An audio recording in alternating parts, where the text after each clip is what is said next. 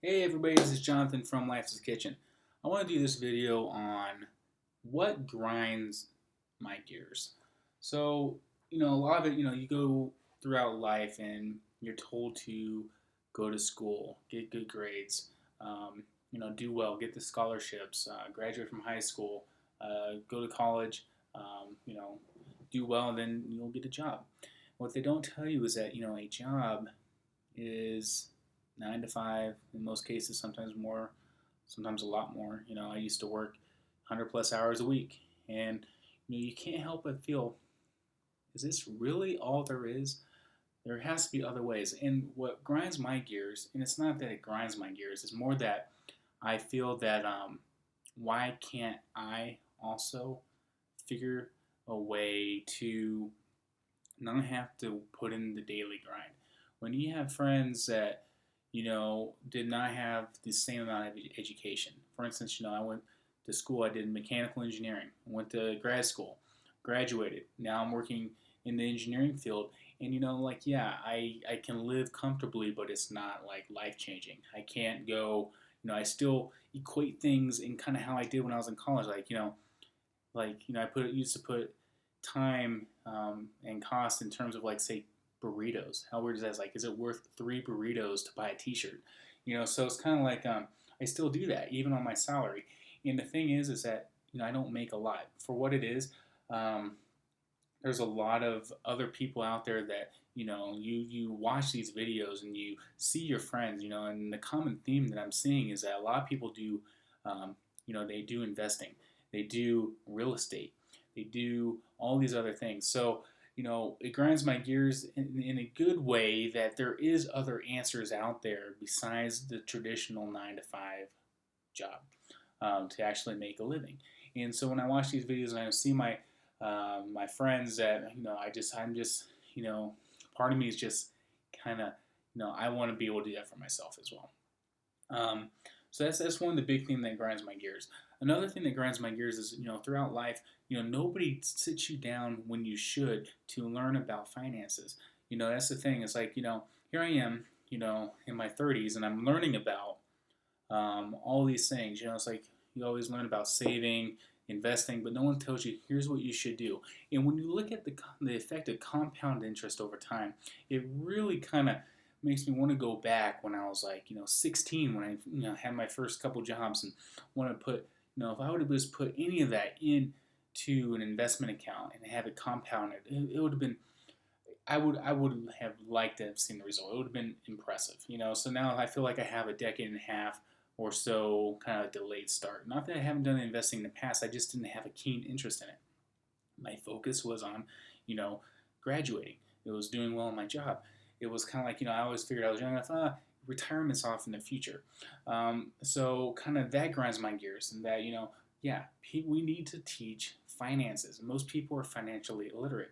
I'm still, in most cases, financially illiterate. I feel like I'm learning, but it's not going, it's a process and everybody has to go through it. I just did a video on Ally Bank, and it's just a simple thing such as a high yield savings account. Why are we putting our money in banks that charge fees, banks that, don't pay you squat for interest, and when you could be putting it in to better investment vehicles? Now I do think people growing up today, and myself included, I'm glad I have the option for this, is that, when you have the internet, you look at how much of our world is revolving around, our iPhones and things like that, and you can do things such as like Acorns, and I'll do a video on that maybe potentially later. I haven't had a chance to look at it. Or Robinhood, that's something I have had, where you can invest in indexes such as S&P 500 at a click of a button on your phone, as opposed to back when, before there was internet, before there was iPhones, and I was in college when this was the case. And it's like, okay, how do I open up an investment account? I had no idea. On your phones is pretty simple. So I think that's a blessing for a lot of people that don't really know how to get into I would say, the game of investing. But it's a definitely it seems like the barriers of entry are drastically going down, which is nice. Another thing that grinds my gears is how important it is, looking back, is buying a home. I remember, I feel fortunate that I do own a couple properties with investment properties and whatnot. through just prudent saving. But I think going back is like if you could buy a place when you're younger, pay down your principal, pay down, all these places. And granted, the last 10, 11 years has been gangbusters in terms of real estate, at least or in the region I'm from.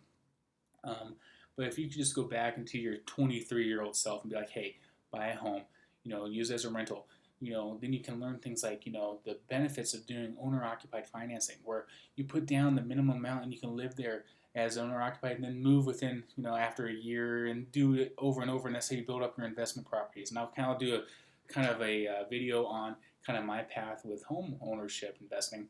But it's just like, but I remember backing out of a home deal, about 7 years ago because I was scared. I was scared to have a loan being taken out longer than I had been alive at the time. And I'm like, holy cow, I had no idea, the concept, like, I felt like 200,000 was so much money back then. It still is, but it's the way you view money starts to change, in that, as you make more, you start viewing it as like, if you can leverage it into even bigger gains, then that is definitely what you want to do. I'm just kind of trying to think of other things that really grind my gears are, don't take out your credit card. Credit card is not free money. Fortunately, I have always been good with my credit card, but I know so many people that, will go into significant debt over a credit card. They live on a lifestyle they can't afford, and then, or they go to school and they fund it that way with their credit cards or their student loans, that's another thing. It's such a disservice is that, most people go to school and they go to majors without even knowing how much that major will pay off in terms of an investment. Engineering has been pretty good in that, at least I can work in my field. But, that's another thing that grinds my gears is like there's just so much misdirection when you're younger. They don't tell you where to put your money. They don't tell you when to buy a home. They don't tell you about, finances, as I mentioned. They don't tell you about the importance of picking a major or the importance of how long it takes to pay off student loans.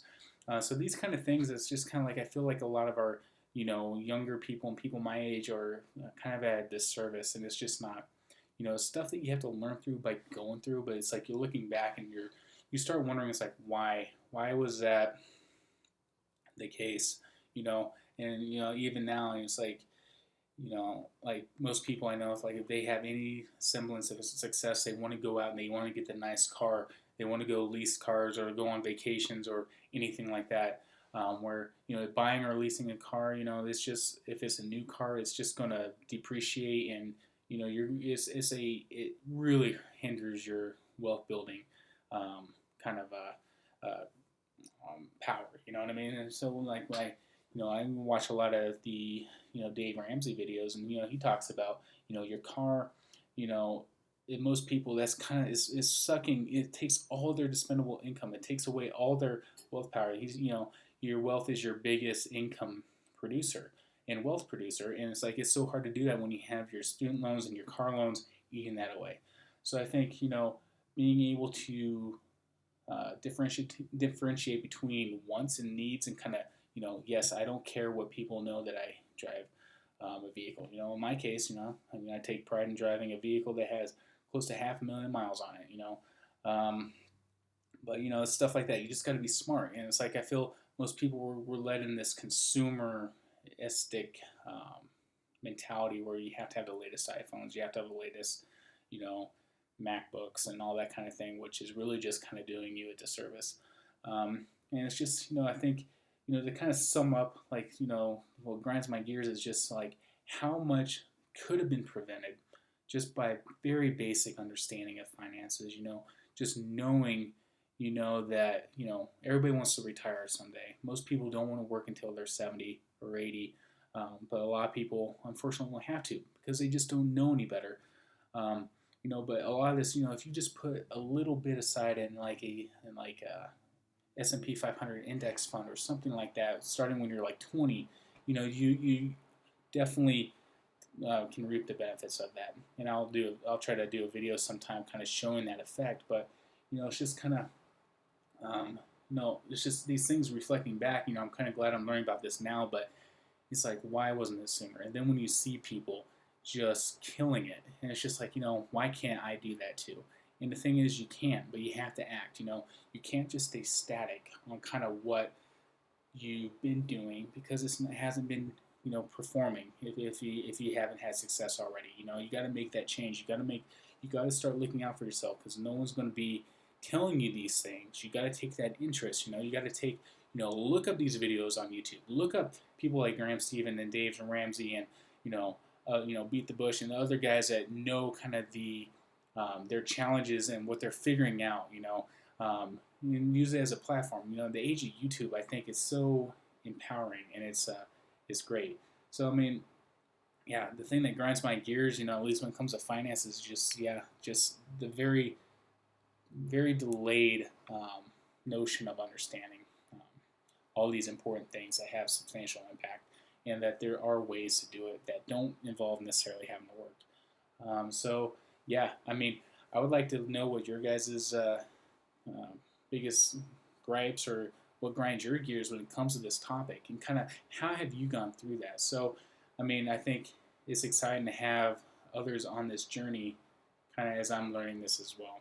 And yeah, so I think it's exciting, and it's fun because I think yeah, I'll be encouraged to kind of hear your guys' stories and go from there. So until next time, let's keep going, and I'll be sharing my next kind of video on a topic regarding financial freedom. Thanks.